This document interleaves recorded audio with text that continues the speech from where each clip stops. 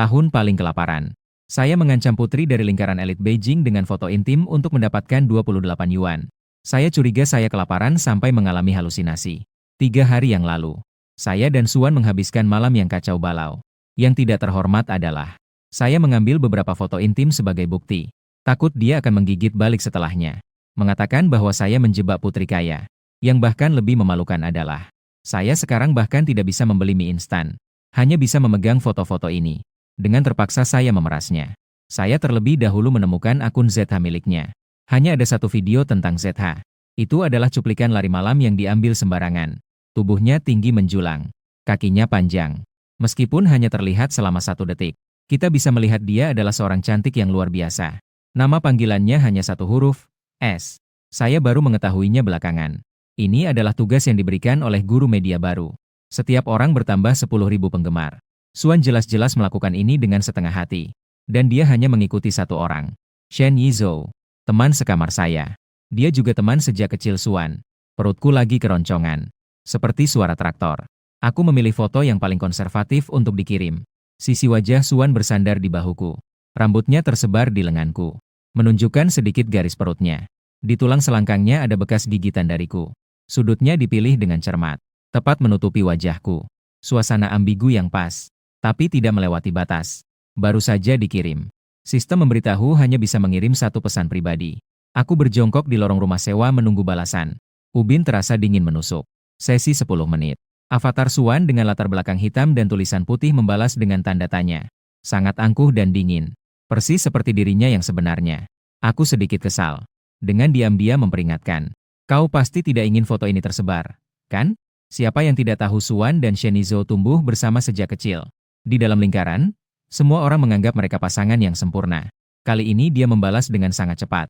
Jelas panik. 100 cepat. Beri uang. Berapa banyak? 100 cepat. Hari ini adalah Kamis gila. Aku mau pergi ke KFC untuk memesan paket burger. Memberi penghargaan pada diri sendiri dengan cara yang luar biasa. Pesan dari Suan terasa menyebalkan. 1 foto 100. Bisnismu cukup cerdik. Pemerasan pertama kali. Hatiku terasa tidak tenang. Bagaimana dengan itu? Apakah 28 cukup? Nomor kartu. Aku menghela napas lega. Merasa seperti telah memenangkan pertarungan yang sulit. Langsung mengirim kode QR Alipay. Detik berikutnya. Suara wanita mesin masuk ke telinga. Uang 280.000 yuan telah masuk ke Alipay. Berapa banyak? Apakah aku lapar sampai mendengar hal-hal aneh? 28.00000. Bukan 28 yuan. Kedua. Pada saat saya memeras Suan, tiba-tiba banyak tulisan muncul di depan mata. 28 yuan. Apakah karakter pria itu sudah kelaparan dan bodoh? Yege, sadarlah sedikit. Toilet rumah Suan bahkan lebih besar dari tempat sewa milikmu. Tidak masalah untuk meminta tambahan 280.000 yuan. Bayi. Sekarang belum menjadi jahat. Jauhkan diri dari Suan. Kalau tidak, harus pergi es di Arktik. Orang ini yang memegang ayam goreng dan penuh minyak. Kamu bilang padaku dia akan menjadi penjahat besar di masa depan. Siapa yang percaya? Bunga teratai hitam juga harus tumbuh. Kata-katanya terlalu banyak. Membuat mataku sakit. Sampai aku membawa 280.000. Memesan 3 porsi ayam goreng. Mendukung diri untuk berjalan dengan menyandarkan pada dinding. Baru menyadari kemudian. Aku bukan sampai kelaparan. Semua ini benar. 280.000 dari Suan adalah nyata. Teks di depan juga nyata. Saya menghabiskan sore hari. Mengekstrak fakta kejam dari kolom komentar. Aku hidup di dalam cerita di mana karakter wanita pendukung naik pangkat. Tokoh utama perempuan di buku asli adalah Suan. Tokoh utama laki-laki adalah Shen Yizhou. Keduanya adalah teman sejak kecil. Selalu bersama sejak kecil. Disebut sebagai pasangan emas di kalangan mereka. Dan aku adalah karakter di buku yang karena cemburu pada Shen Yizhou ingin merebut Suan dan menjadi antagonis. Siapa? Kamu bilang orang seperti aku yang hanya punya 50 sen di dompet. Suka minum cola dingin. Nilai tertinggi di kelas, tapi punya ayah penjudi. Ibu yang meninggal muda. Pelajar miskin yang merawat nenek sakit parah. Bisa saja menculik orang karena iri. Masuk akal. Saya mengusap uap di cermin kamar mandi. Cermin memantulkan bahu lebar dan pinggang sempit saya. Di lengan ada otot yang terbentuk dari kerja paruh waktu bertahun-tahun. Hanya saja di samping pinggang masih ada bekas gigitan Suan. Tapi saya juga tidak rugi. Saya menggigit bahunya dengan keras. Sekarang mungkin masih ada bekas gigitannya. Hari itu dia minum terlalu banyak. Setelah aku menggigitnya kesakitan. Tatapannya menjadi sedikit lebih jelas. Dia memegang pergelangan tangan saya dan bertanya, "Apakah kamu keturunan serigala?" Lalu dia menggigit lebih keras. Sebenarnya saya marah karena dia tidak ingat saya. Kembali ke apartemen sewa saya yang bobrok. Saya merapikan sedikit sudut yang lebih hangat. Ditempatkan sebuah kaleng cola dingin. Saya suka Coca-Cola. Bukan karena enak, tapi karena tahun ketika saya berumur 10 tahun. Hari itu saya sedang memungut barang-barang bekas di pinggir jalan. Swan adalah orang tercantik yang pernah saya lihat. Lebih cantik dari bintang-bintang di televisi. Yang lebih membuat saya peduli adalah dia memegang kaleng cola di tangannya. Kaleng aluminium lebih mahal 5 jiao dibanding kardus. Saya menatap kaleng itu tidak berkedip. Dia mengangkat alis dan bertanya, "Apakah kamu mau?" Saya mengangguk dengan penuh semangat. Dia mungkin tidak kekurangan hal-hal seperti ini sejak kecil. Dia langsung melemparkan kaleng itu ke arah saya.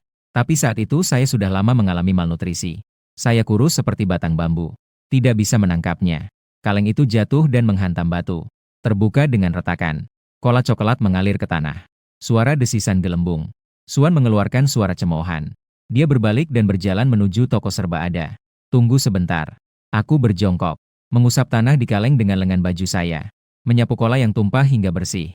Manis hingga terasa pahit. Tidak semanis permen keras yang diberikan nenek saat tahun baru. Kemudian dia keluar dari toko swalayan. Melihat penampilanku yang seperti ini. Terdiam sejenak dan kemudian kembali. Hari itu aku pulang dengan membawa satu kotak penuh es cola. Kaleng terakhir aku injak hingga penyok. Dijual kepada nenek Wang yang membeli barang-barang bekas. Mengumpulkan 19 yuan 3 jiao. Itu adalah seluruh penghasilanku hari itu. Jadi, hari itu Swan minum terlalu banyak. Aku menyentuh Hizou. Ketika sengaja menyentuhnya. Sebenarnya ada sedikit niat untuk membalas. Membalas karena dia tidak ingat anak pengumpul barang bekas itu. Sekarang pikir-pikir tentang alur cerita ini. Sepertinya seperti iklan rahasia minuman cola dingin. Aku membuka kotak obrolan dengan Swan. 280.000 terlalu banyak. Aku awalnya hanya ingin 28 yuan. Satuan ukuran orang kaya berbeda dengan orang miskin seperti kita. Kan? Aku mengirimkan foto yang lebih konservatif lagi. Dia kali ini membalas lebih cepat. Jangan bikin masalah. Kali ini mau berapa lagi? Aku sedikit tegas kali ini. Kali ini tidak perlu uang. Beli satu dapat satu gratis. Seolah-olah aku bisa melihat ekspresi alisnya yang terangkat melalui layar. Nada suaranya penuh dengan penghinaan. Tingkat kejahatanku mungkin hanya satu. Bukan gitu. Aku ingin kakakku mengingat kembali hari itu denganku. Akhirnya ditambahkan sedikit tanda gelombang. Cukup tidak untuk disebut pria brengsek? Siapa sangka Swan lebih hebat dalam menghadapi situasi dibanding aku. Cuma ini. Kamu sendiri tidak bisa mengingat kembali. Lihat yang ini. Lalu ia mengirimkan sebuah foto. Begitu aku membuka foto itu, telingaku merah dari pangkal hingga leher. Dia mengirimkan foto yang sejuk dan tidak bisa lebih sejuk lagi. Membuat orang berimajinasi. Ketegangan seksual sambilan langsung memuncak. Aku menatap foto itu terpesona selama 20 menit. Hingga wajahku panas seperti bisa menggoreng telur. Baru kemudian pergi ke kamar mandi untuk mencuci muka dengan air dingin. Setelah kembali, aku membuka pesan pribadi. Swan mengirimkan pesan lagi. Di mana orangnya? Tidak memberi sedikit pun umpan balik. Aku menutup mata dan dengan wajah merah membalas 3 kata. Maaf. Di sana mungkin dia sudah tertawa gila. Dia langsung mengirimkan pesan suara. Suaranya terdengar ceria. Ini adalah hal yang wajar bagi manusia.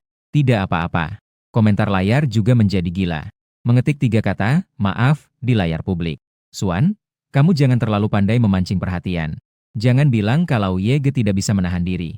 Saya yang seorang pria saja hampir tidak bisa menahan diri. Maaf, ini salah Swan. Maaf. Maaf memenuhi layar. Seperti meminta maaf secara kolektif. Saya cepat-cepat keluar dari kotak obrolan. Jika melanjutkan obrolan ini, saya takut tidak bisa menahan diri dan melakukan sesuatu. Di detik berikutnya, pesan dari Shen Yizhou muncul. Aye. Saya menemukan bahwa Swan sepertinya menyukai orang lain. Terhadap Shen Yizhou. Perasaan saya sekarang cukup rumit. Di satu sisi, saya awalnya mendekatinya, menjadi teman dengannya. Memang untuk Swan, ingin memanfaatkan hubungannya, untuk bisa lebih dekat dengan Swan. Di sisi lain, saya benar-benar merasa sedikit terganggu oleh dia. Setiap pagi dia seperti mendapatkan semangat dengan suntikan energi. Berteriak semangat di depan cermin. Lalu memulai hari dengan penuh energi. Jika dibandingkan dengan aku, setiap hari bekerja paruh waktu sampai larut malam. Kembali ke rumah sewa bahkan tidak punya tenaga untuk melepas sepatu. Jika dibandingkan dengan dia, pertarunganku seolah hidup seperti tikus di selokan. Jadi, keadaan aku yang berjuang ini, benar-benar tidak bisa melihat dia yang seperti matahari kecil. Pesan dari Shen Yizhou masih terus dikirim. Kemarin Swan pergi berolahraga. Aku melihat bekas luka di lehernya. Aku membalas dengan sangat asal. Ye. Malam itu semuanya kacau. Swan awalnya sangat terburu-buru. Aku tidak bisa menahan ujian ini. Sepertinya memang ada beberapa gigitan di lehernya. Shen Yizhou membalas dengan cepat. Aku bertanya kepadanya bagaimana dia melakukannya. Dia bahkan dengan santainya bilang itu dicakar kucing. Aku menjepit bibirku.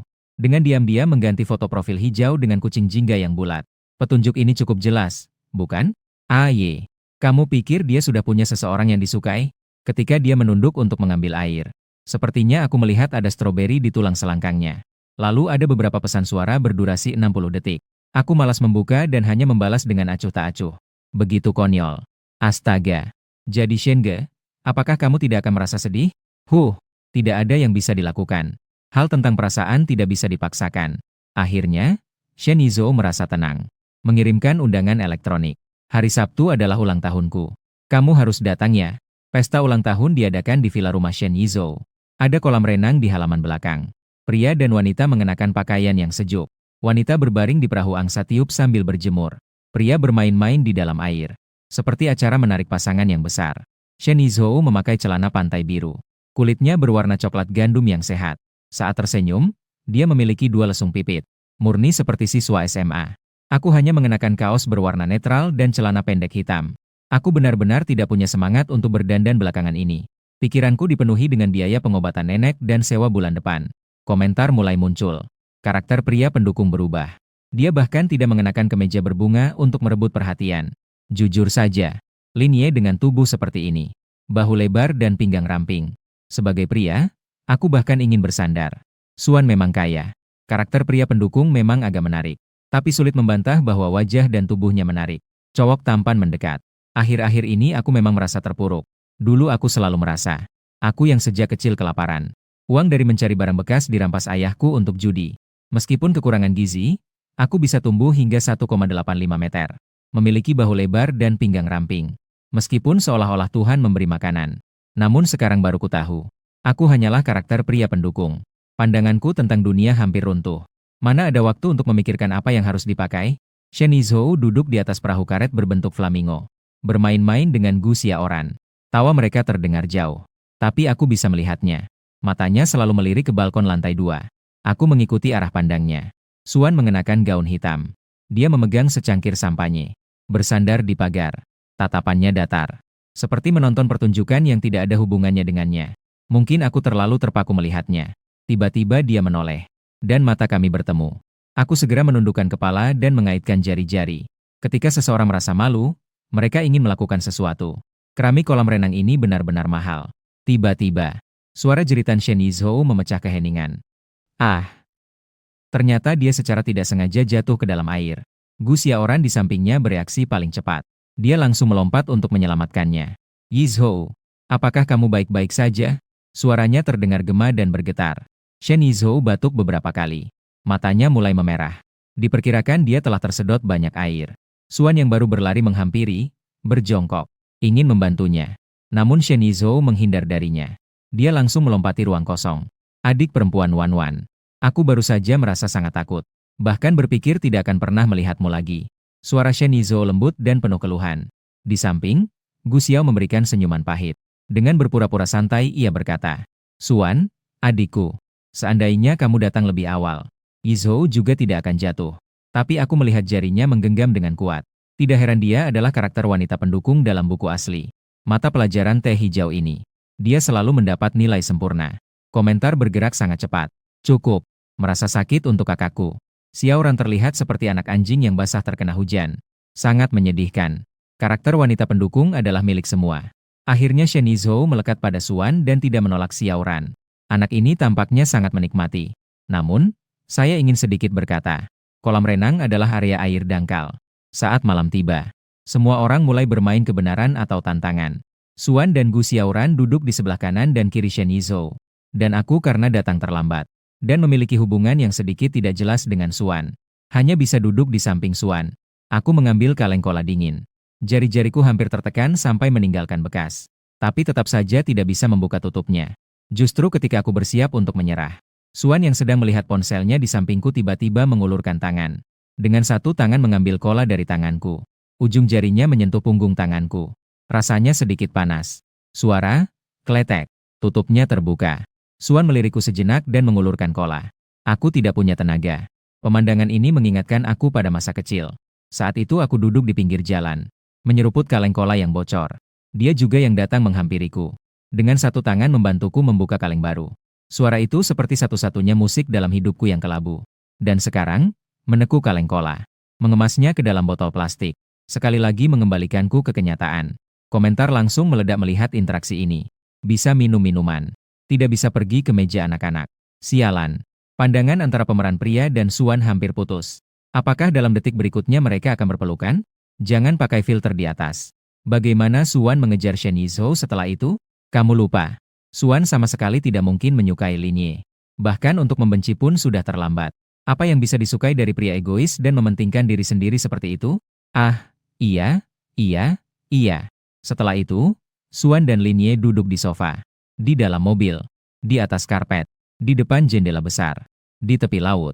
Semua hanya membenci. Kan? Astaga. Masih ada kegiatan di luar. Aku menggigit bibir bawahku. Lengan telanjang Suan menyentuh lenganku. Wajahku tiba-tiba memerah. Kebetulan putaran pertanyaan jujur sebelumnya baru saja selesai. Botol minuman di meja mulai berputar. Akhirnya, botol itu berhenti dan mengarah tepat pada Shen Yizhou. Shen Yizhou menelan ludahnya. Mencuri pandang ke Suan, ia berkata lembut. Petualangan besar. Gadis yang menjawab pertanyaan jujur di putaran sebelumnya menarik sebuah kartu. Setelah melihatnya, mulutku langsung terbuka lebar. Tunjukkan kartu itu kepada semua orang. Mencium lawan jenis selama 30 detik. Aku bertepuk tangan dalam hati. Alur cerita klasik. Meskipun terlambat, tetapi tiba. Jika tidak bisa, maka minum saja. Sangat adil. Mata Shen Yizhou bergerak-gerak. Akhirnya jatuh pada Suan. Jelas terlihat sedikit tegang. Aku menjulurkan kepalaku. Matanya melirik bolak-balik antara Shen Yizhou dan Suan. Mungkin aku terlihat terlalu jelas. Sekitar tiba-tiba menjadi sunyi. Semua tatapan orang tertuju padaku. Saat aku menyadari, semuanya sudah terlambat. Aku hanya bisa bertepuk tangan kering. Lalu mengerahkan teriakan yang kering lagi.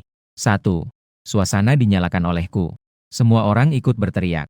Shen Yizhou bahkan dengan malu-malu melirik ke arahku. Seperti sedang berterima kasih padaku karena membantunya. Namun, komentar mulai berspekulasi teori konspirasi. Tokoh pendukung berubah. Tidak benar. Ini pasti taktik baru. Dia tidak akan jadi pria brengsek. Beralih menjadi sahabat. Dia pasti yakin Suan tidak akan menciumnya. Shen Yizhou sengaja mengganggu agar Shen Yizhou merasa malu. Ini benar-benar konyol. Tanpa sedikit akal, memang tidak terlihat. Mataku berkaca-kaca. Saudara di komentar. Jangan salah paham. Saya hanya ingin melihat keramaian. Saya sedang berpikir untuk diam. Komentar muncul lagi.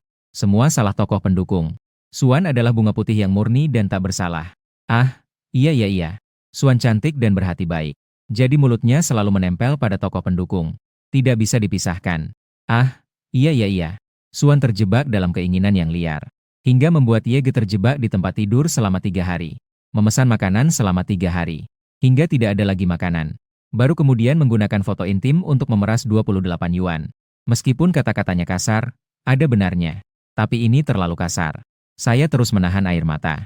Tolong Tuhan. Menilai apakah dia setia atau tidak. Suan hanya menepuk wajahku 2 kali dengan lembut.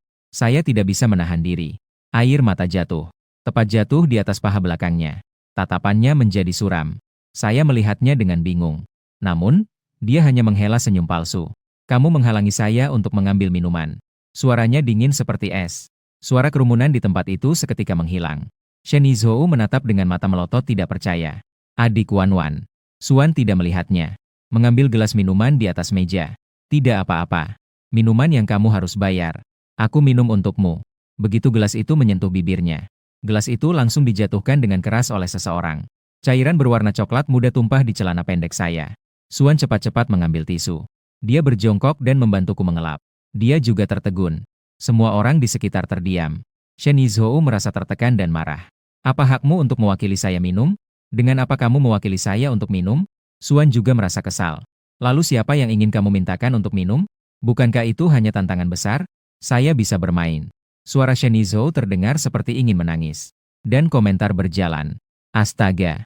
Tokoh utama wanita bersiap-siap. Siap pergi ke krematorium. Kakak Xiaoran cepat-cepat ikut. Kesempatan untuk naik level datang. Xiaoran, manfaatkan kesempatan ini. Suan, kamu tidak akan mencium? Banyak orang yang ingin mencium.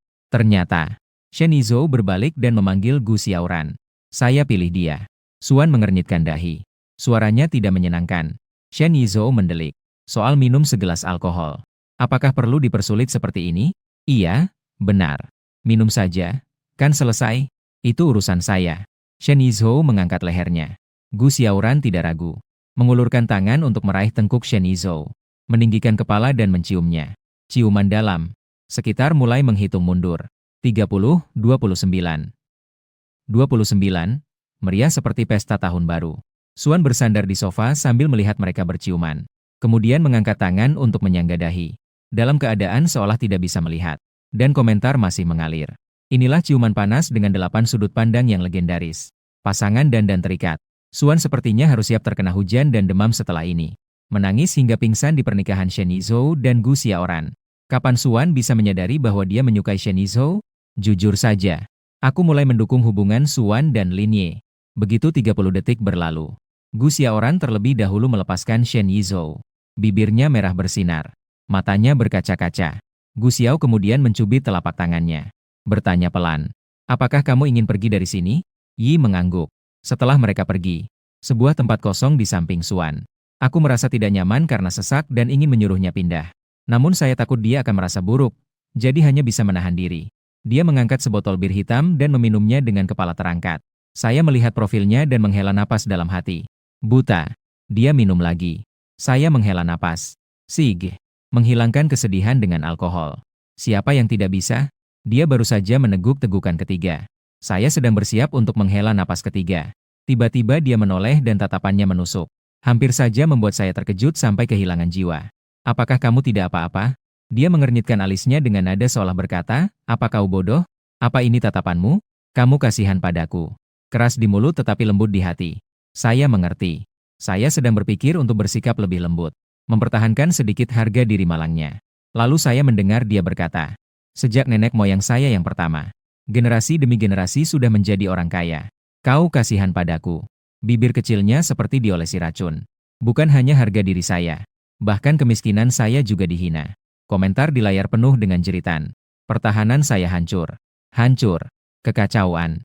Apakah dimarahi sampai mati dihitung sebagai kecelakaan kerja? Sedang menunggu online. Mulut Suan ini. Jangan sampai kehilangan tulang. Ya. Dijual dengan harga murah. Aku akan bertarung dengan kalian, orang-orang kaya. Hukuman untuk Suan adalah tidak bisa membeli sosis tepung 2 batang seharga 5 yuan lagi. Saya mengeluarkan ponsel dengan diam-diam. Bisakah saya menambahkan bubble hijau? Suan mengangkat alis. Sudut bibirnya terangkat. Tampilkan kode QR gelembung hijau untuk saya pindai. Setelah menambahkan teman, saya melihat komentar di layar mulai mengutuk saya. Jangan terlalu mencintai karakter pendukung pria. Membuat saya ketakutan. Saya bahkan berpikir kamu sudah HOC. Melihat kamu begitu materialistis. Saya merasa lega. Lihat dia saat mendengar Suan mengatakan ada uang. Matanya bersinar terang. Tidak punya sedikit pun harga diri. Sangat baik. Masih karakter pendukung pria yang materialistis itu. Kita sudah tidak bisa diselamatkan. Saya dengan diam-diam beralih ke halaman lain. Suan dipanggil keluar oleh temannya. Orang itu adalah Chen Yue. Bersama Suan, Shen Yizhou sejak kecil adalah kesayangan di lingkungan besar. Gu Xiaoran tumbuh di lingkungan besar. Shen Yizhou dari kecil adalah kesayangan di lingkungan elit itu. Chen Yue memandangku dengan tidak suka. Mengira aku adalah anak miskin yang mencoba meraih yang tinggi. Tadi saat memanggil Suan, dia bahkan melirikku dengan tidak peduli. Komentar di layar bilang, Chen Yue memiliki julukan di buku. Disebut ahli mengenali barang buruk. Aku mengirim beberapa pesan kepada Suan. Lalu dia juga pergi keluar.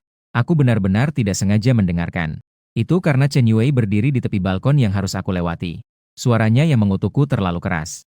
Suan, apa yang sebenarnya terjadi denganmu? Kenapa tadi tidak mencium Yizhou? Suan bermain dengan kubus Rubik di tangannya dengan santai. Tidak merasakan apa-apa. Bagaimana cara mencium? Lalu, kepada siapa kamu merasakan sesuatu? Lin Ye. Nada suara Chen Yue penuh dengan penghinaan. Suan tertawa dengan nada santai. Betul. Aku cukup tertarik padanya. Kamu akan menyesal. Tadi, dia terlihat sangat menggoda. Jelas dia itu cowok brengsek. Bro, kamu benar-benar buruk dalam menilai orang. Chen Yue belum selesai berbicara. Suan dengan tidak sabar memotongnya. Suaranya cepat seperti senapan mesin. Dia adalah cowok brengsek.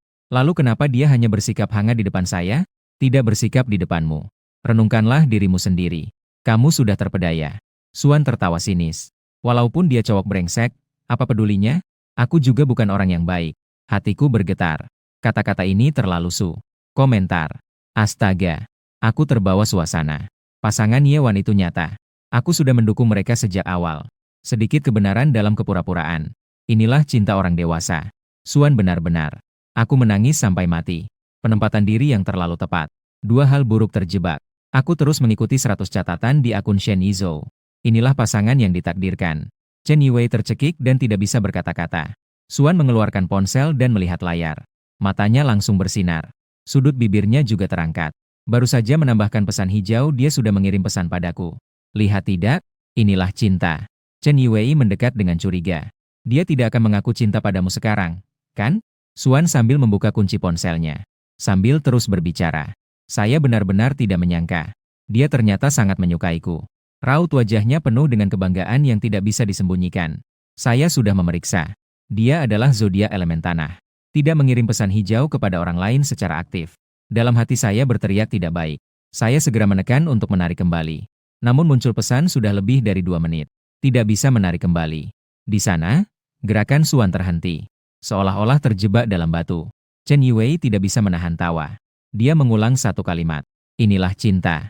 Saya menatap pesan di layar ponsel dan menelan ludah. Menyalin kembali perintah. Kamu baru saja bilang keluargamu sangat kaya. Seharusnya ini pengguna baru. Kan? Bisakah kamu membantuku mendapatkan diskon? 10 detik kemudian, Suan tiba-tiba tertawa. Bukan senyum sinis. Itu benar-benar tawa yang terdengar. Komentar online hampir gila karena tertawa. Suan. Orang-orang ketika tidak bisa berkata-kata. Benar-benar bisa tertawa. Karakter pria pendukung saja sudah menggunakan aplikasi pinjaman. Apa yang bisa dia pikirkan buruk? Orang yang menggunakan aplikasi pinjaman. Seberapa buruk dia bisa jadi? Inilah pandangan baik dan buruk saya. Perasaan saya terhadap karakter pria sekarang sangat rumit. Saya ingin menganggapnya sebagai saudara.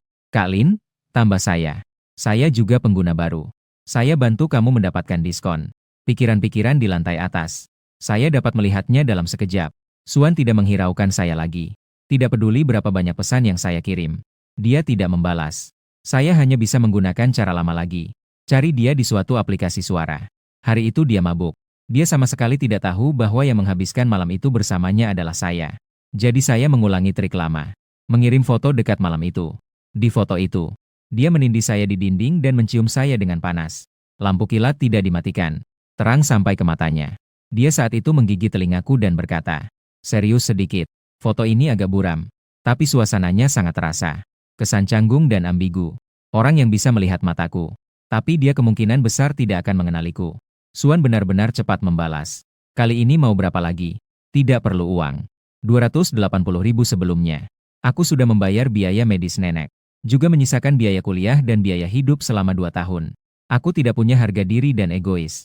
Tidak bisa mengembalikan uang itu. Aku mengajukan syarat. Aku ingin kamu membalas semua pesan gelembung hijau milikmu. Dia memiliki banyak teman pesan gelembung hijau.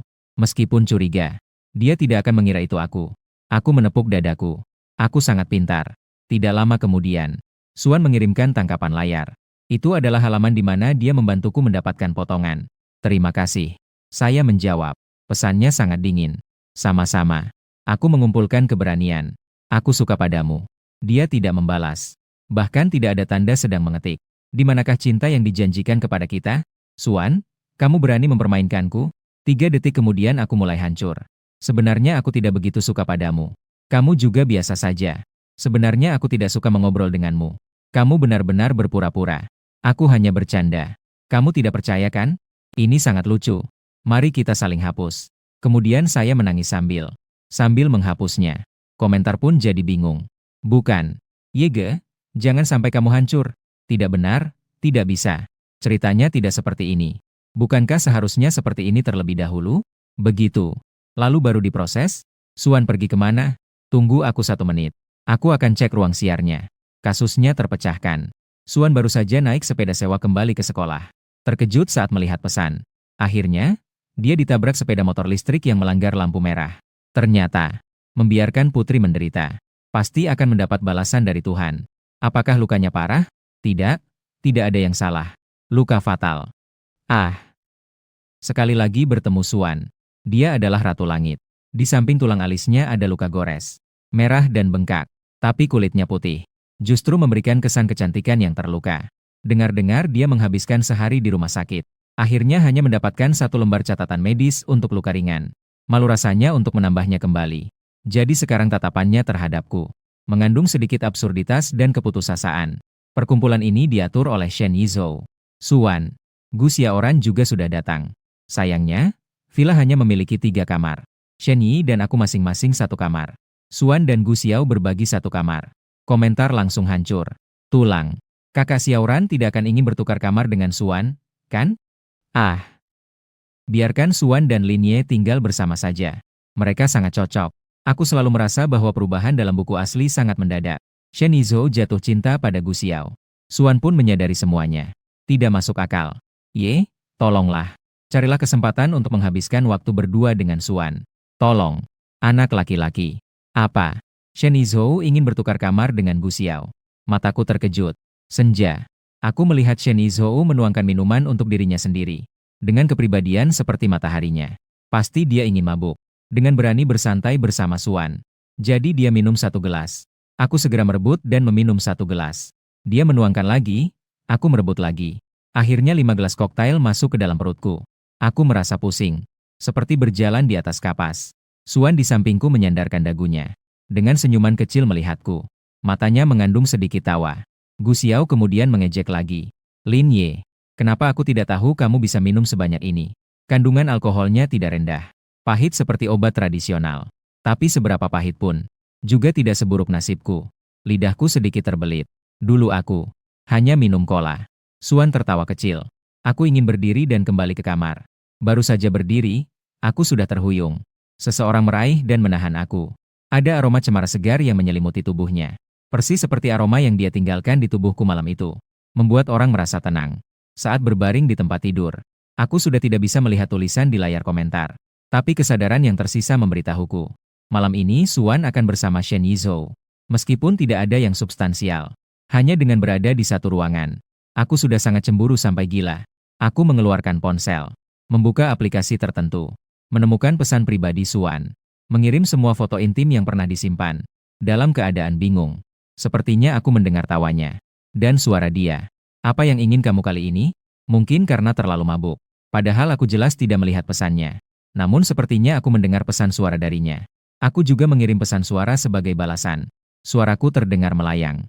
Kau juga tidak ingin teman masa kecilmu tahu, kan? Suan, hari ini akan ada orang yang masuk ke kamarmu. Bisakah kau? Jangan tinggal bersamanya.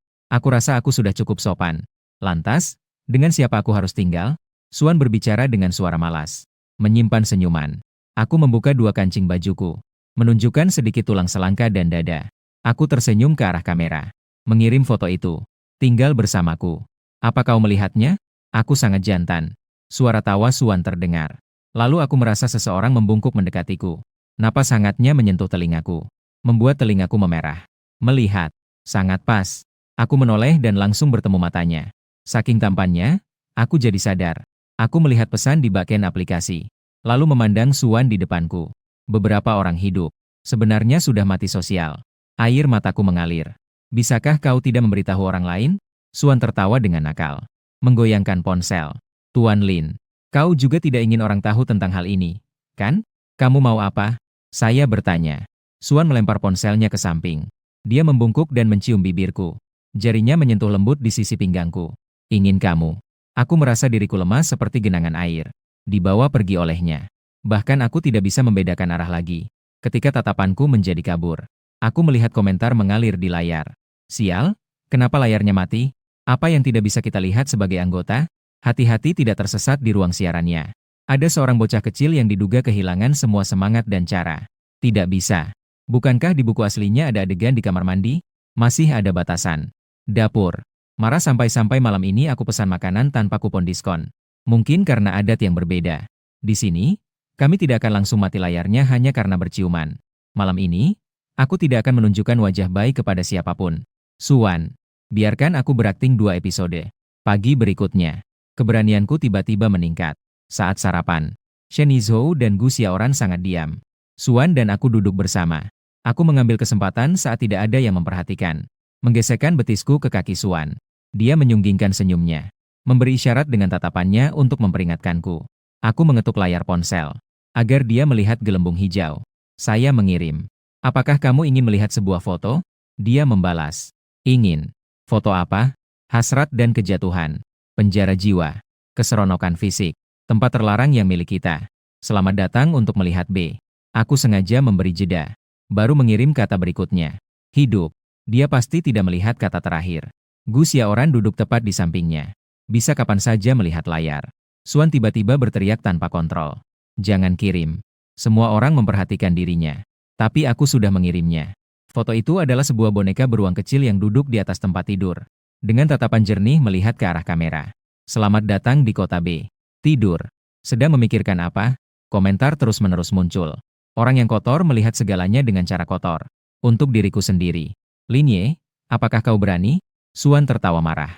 Dia mengulurkan tangan dan memegang daguku. Jarinya menghapus sisa susu di sudut mulutku. Sudah mulai berbuat jahat, ya? Aku tidak langsung merespons. Aku pikir hubungan kita seperti ini. Hanya bisa bertemu diam-diam. Tapi gerakannya ini langsung memperlihatkan hubungan kita. Secara naluriah, aku melirik ke arah Yizhou. Dia sedang dengan tenang makan roti. Sepertinya tidak bereaksi. Gu Xiao terlihat khawatir memandang Shen Yizhou. Suan yang pertama kali kesunyian. Sebentar lagi aku dan pacarku akan pergi dulu. Kalian bersenang-senang saja. Bukankah di sini ada pemandian air panas? Shen Yizhou meletakkan roti. Dia dengan anggun menghapus mulutnya. Baik. Gu Xiaoran juga mengangguk. Saat sedang merapikan barang-barang. Aku membuka pintu sedikit. Menunggu Suan mencariku. Tapi yang datang lebih dulu adalah Shen Yiliang. Aku tidak menyangka kamu akan bersama adik Wan Wan. Tatapannya gelap dan suram. Hilang cahaya ceria yang dulu. Hanya tersisa ketidakpastian dan rasa sakit. Jariku terhenti sejenak. Sebenarnya, mengapa kamu begitu terobsesi dengan Suan? Kebahagiaan jelas ada di depan mata. Tapi beberapa orang justru memilih untuk terpuruk dalam penderitaan. Tahun-tahun mengejar Suan. Dia jelas-jelas hidup dengan sangat berat. Kamu sama sekali tidak mengerti. Shen Yizhou menggenggam tanganku. Matanya dipenuhi dengan kecemburuan dan keterikatan. Bukankah kamu sangat kekurangan uang? Saya bisa memberimu uang. Asalkan kamu menjauh dari adik Wan Wan sedikit. Aku membuka mulutku. Tapi tidak tahu harus berkata apa. Tapi setiap kali aku berpikir untuk meninggalkan adik Wan Wan. Aku merasa sangat sedih. Rasa sakit di hati sampai membuatku terengah-engah. Apakah kamu layak? Shen Yizhou tiba-tiba berteriak. Kamu awalnya berteman denganku. Bukankah itu hanya untuk mendekati Suan? Apakah dia tahu bahwa kamu melakukan semua ini dengan susah payah? Apakah dia tahu siapa dirimu? Apakah dia tahu tentang keburukanmu? Anak di dalam kepalaku. Seolah-olah diputuskan dengan keras olehnya. Ada apa? Apa yang kamu ketahui? Apakah kamu merasa takut? Jika takut, tinggalkan Suan. Shen Yizhou menenangkan diri. Matanya penuh dengan ejekan. Jari-jariku terus bergetar. Hingga sebuah tangan hangat menggenggam tanganku. Menarikku keluar dari dinginnya yang menyengat. Suan mengerutkan dahi. Wajahnya serius. Yizhou, aku selalu menganggapmu sebagai kakak. Semua orang di lingkungan ini baik padamu. Bukan hanya aku. Beberapa hal. Kamu harus memikirkannya sendiri. Dalam perjalanan kembali ke kota, aku terus-menerus diam. Ketakutan di dalam hati seperti malam yang gelap. Membungkusku dengan sangat rapat. Suan mengeluarkan satu tangannya. Menggenggam tanganku. Dia tidak tahu apa-apa. Aku menarik sudut bibirku. Memaksakan senyuman. Aku membawanya ke rumah kontrakanku. Ruangannya sangat kecil. Plafon dindingnya sudah terkelupas. Tapi sudah aku bersihkan dengan baik. Di balkon matahari sore, ditanam beberapa pot bunga daisy. Di ambang jendela ada bantal berwarna-warni. Di sudut dinding ada satu kotak Coca-Cola dingin. Ini adalah setelah aku mendapatkan 280.000. Pembelian besar pertamaku. Namun kehangatannya tidak bertahan lama. Gelembung hijauku meledak. Teman sekelas. Guru. Rekan kerja paruh waktu. Pesan datang satu demi satu. Ye. Apakah yang dikatakan di dinding itu benar? Postingan itu menjadi viral. Cepat lihat. Kamu benar-benar tidur dengan bos perempuan itu selama 40 hari? Menjalin hubungan denganku. Bagaimana jika aku juga memberimu uang? Apakah 2.000 cukup? Tergantung penampilanmu, aku bisa menambah. Mahasiswa kehutanan. Senin datang ke kantor saya sekali. Peristiwa kali ini berdampak sangat buruk. Saya membuka postingan di dinding pengakuan. Judulnya menyakitkan mata saya. Siswa miskin naik mobil mewah larut malam. Bos wanita, satu malam di musim semi bernilai 1.000 emas. Dalam foto, saya mengenakan kemeja. Naik mobil BMW putih. Siluet terlihat jelas. Sisi wajah dan wajah depan juga terambil dengan jelas.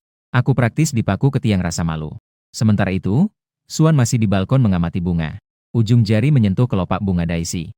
Tidak tahu apa-apa. Andai bisa terus seperti ini. Saya berjalan mendekat dan menciumnya. dengan gelisah ingin merobek pakaiannya. Sayang, jangan terburu-buru. Suan menggodaku dengan senyumannya. Saya bernapas cepat. Tidak tahu apakah karena takut atau karena berdebar-debar. Saya terus bergetar. Suan akhirnya merasakan sesuatu yang tidak beres. Menggenggam pergelangan tangan saya dengan nada serius. Kenapa kamu? Tidak ada apa-apa. Tapi aku tidak memiliki apa-apa dengannya. Aku menggelengkan kepala. Tangan dia sedikit menekan dengan nada yang tidak bisa ditolak. Jujurlah. Dia melirik ponselku. Tapi tetap saja aku harus melihat sendiri. Mataku diselimuti kabut. Meskipun aku menipu diriku sendiri. Suan pada akhirnya akan tahu. Bukankah begitu? Aku menyerahkan ponselku padanya. Seolah-olah memberikan pilihan untuk apakah harus terus menyukaiku. Diberikan kepada dia. Tapi aku tidak bisa tahan untuk membela diri. Saya memang masuk ke dalam mobilnya. Namun, saya tidak memiliki apapun dengan dia. Akhirnya aku keluar. Aku tidak sejelek itu. Saat itu biaya pengobatan nenek terputus. Tempat kerjaku paruh waktu juga menunggak gaji. Dia bilang padaku, selama aku bersamanya, semua masalah bisa teratasi. Aku pernah ragu. Aku bahkan pergi bersamanya ke depan hotel. Tapi akhirnya aku juga mundur. Tapi itu tidak masalah, kan? Aku tidak dapat menjaga harga diriku. Sejak saat aku mulai ragu, aku hanya menggerakkan hidupku sendiri. Menuju kebuntuan. Aku memang bukan karakter pendukung yang berkelas. Egois. Cemburu. Masih ingin meraih yang lebih tinggi.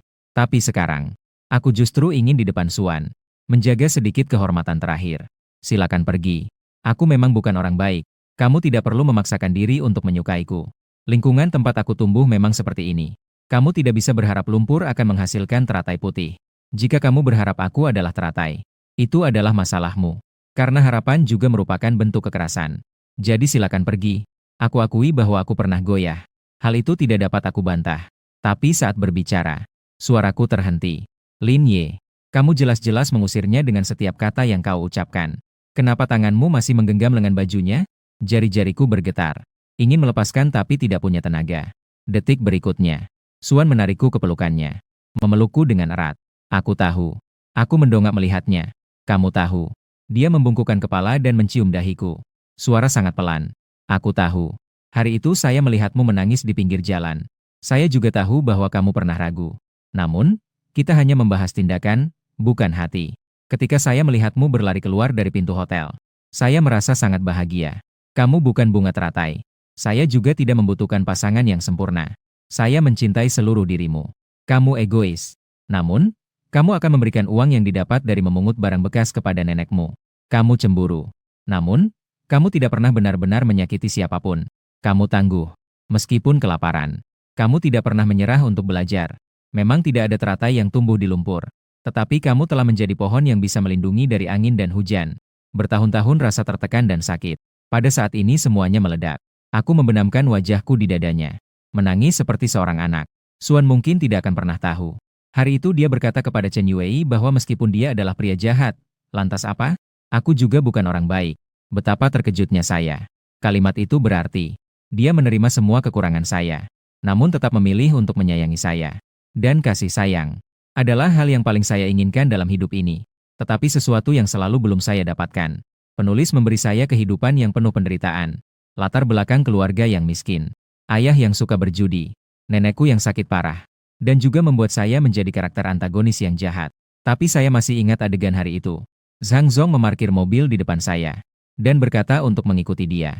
Biaya pengobatan nenekmu saya tanggung. Saya hampir saja setuju. Lagi pula, penyakit nenek tidak bisa menunggu.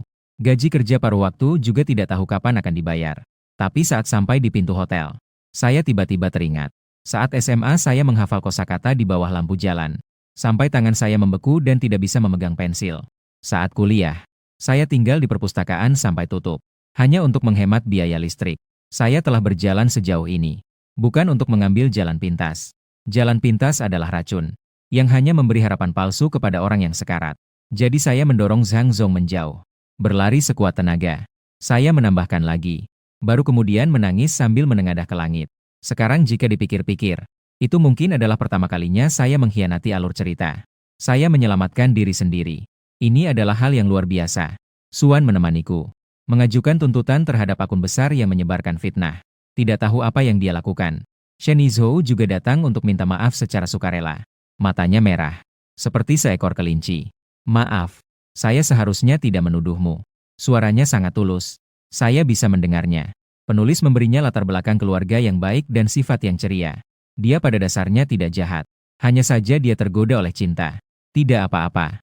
Saya ingin menambahkan. Maaf. Awalnya saya berteman denganmu. Memang untuk mendekati Suan. Itu salah saya. Bahu Shen Yizhou bergetar. Kemudian, dia mengunggah video klarifikasi di video pendek. Menjelaskan kronologi kejadian dengan jelas. Nama saya, akhirnya pulih. Hanya saja, di hari-hari berikutnya, dia mungkin akan melihatku dan Suan bahagia. Kadang-kadang merasa sedih, kan? Sedikit disayangkan. Tapi juga tidak bisa berbuat apa-apa. Aku tetap melakukan pekerjaan sambilan. Pergi ke kelas. Menjaga peringkat pertama di kelas. Mendapatkan beasiswa. Hanya saja sekarang, setiap kali pulang ke rumah, selalu bisa melihat Suan menunggu aku. Kali ini, dia memegang kerah hitam dan headband telinga serigala di tangannya. Aku melingkarkan tanganku di lehernya. Mengambil foto bersama. Mengancam. Kau juga tidak mau teman-temanmu tahu, kan? Aku menumpuk tinggi di atas Suan. Dia menggigit tulang selangkanganku. Tidak mau. Kalau begitu, bayar. Kataku. Dia tertawa terbahak-bahak. Liar. Bisakah kamu minta dalam satuan ribuan? Pertama kali kamu memeras aku 28 yuan. Aku sampai bengong. Menyebut sejarah hitam. Aku mencubit lehernya. Tidak boleh bilang lagi. Dia mencium bibirku. Dengan senyum yang cerah. Baiklah. Komentar. Layar menjadi hitam lagi. Telinga serigalaku bermain. Cerita tambahan. Nama saya Suan. Aku bukan orang baik. Saat pertama kali melihat Lin Ye di universitas, saya langsung mengenalinya. Dia adalah anak kecil yang duduk di pinggir jalan itu. Anak laki-laki yang menjilat kaleng kola. Saya masih ingat. Hari itu saya mengajarinya membuka kaleng. Saya membuka 7 kaleng. Dia bahkan meminum semuanya. Orang kecil itu memegang sekumpulan kaleng kosong. Matanya bersinar seperti bintang. Kemudian ketika saya naik kendaraan, saya melihat dia membagikan setengah kaleng kosong kepada seorang nenek pengumpul barang bekas. Saat itu saya berpikir, dunia ini memang tidak adil. Ada orang yang sejak lahir memiliki uang yang tidak akan habis, tetapi hidupnya hampa. Ada orang yang bahkan tidak bisa kenyang, tetapi masih memikirkan tentang kebaikan untuk orang lain. Saya mulai memperhatikannya, melihatnya di perpustakaan sampai tutup, melihatnya membawakan piring di restoran tempat dia kerja sambilan, melihatnya mengirimkan uang yang ditabung sepenuhnya kepada keluarganya. Awalnya saya hanya merasa dia menarik. Lagi pula, di sekolah yang dipenuhi anak kaya ini, dia terlalu istimewa. Hingga aku mendengar seseorang berkata, dia naik mobil Zhang Zong. Segera aku menyuruh orang untuk memeriksa informasi Zhang. Informasi umum dan hotel yang dia pesan. Mobil melaju dengan cepat. Jantungku berdetak seolah akan meledak. Saat itu aku berpikir, apakah dia akan menyerah karena terjepit? Meninggalkan jalan yang telah dia lalui begitu lama. Aku tidak memiliki jawaban. Tetapi aku tidak ingin dia menjadi seperti itu. Aku bahkan berpikir dengan buruk. Jika dia benar-benar menyerah, maka biarkan aku yang menanggungnya. Keluargaku tidak akan bangkrut. Bisa memberinya segala yang dia inginkan. Namun saat aku menengadah, melihat dia menangis besar di halte bus. Dengan bahunya bergetar saat itu. Baru saat itu aku menyadari. Tangan aku bergetar. Dia tidak menyerah. Saat itu, aku yakin aku tidak hanya menganggap dia menarik. Aku ingin memasuki kehidupannya. Ingin tahu penderitaan yang pernah dia alami.